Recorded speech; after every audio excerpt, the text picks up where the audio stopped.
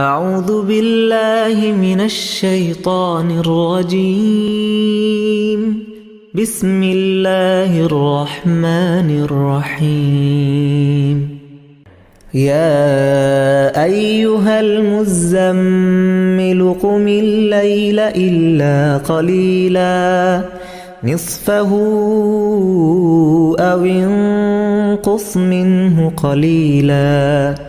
أو زد عليه ورتل القرآن ترتيلا إنا سنلقي عليك قولا ثقيلا إن ناشئة الليل هي أشد وطئا وأقوم قيلا إن لك في النهار سبحا طويلا واذكر اسم ربك وتبتل إليه تبتيلا رب المشرق والمغرب لا إله إلا هو فاتخذه وكيلا رب المشرق والمغرب لا إله إلا هو فاتخذه وكيلا واصبر على ما يقولون واهجرهم هجرا جميلا وذرني والمكذبين أولي النعمة ومهلهم قليلا إن لدينا أنكالا وجحيما وطعاما ذا غصة وعذابا أليما يوم ترجف الأرض والجبال وكانت الجبال كثيبا مهيلا إنا أرسلنا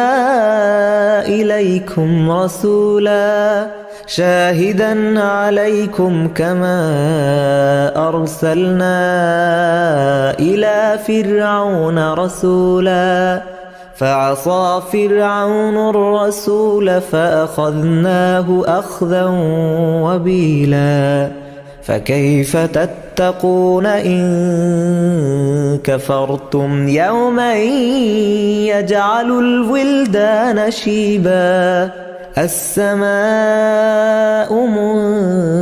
منفطر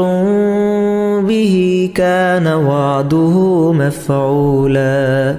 إن هذه تذكرة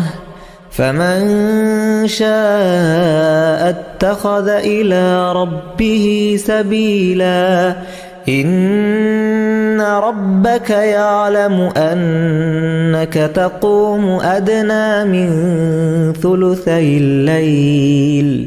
ثلثي الليل ونصفه وثلثه وطائفة من الذين معك والله يقدر الليل والنهار علم أن لن تحصوه فتاب عليكم فاقرؤوا ما تيسر من القرآن علم أن سيكون منكم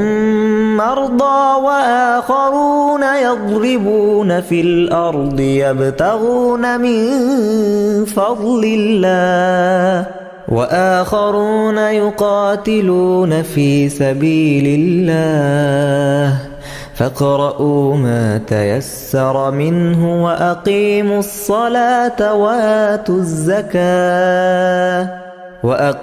الصلاة وآتوا الزكاة وأقرضوا الله قرضا حسنا وما تقدموا لأنفسكم من خير تجدوه عند الله هو خيرا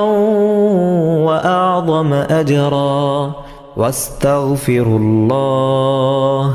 إن الله غفور رحيم.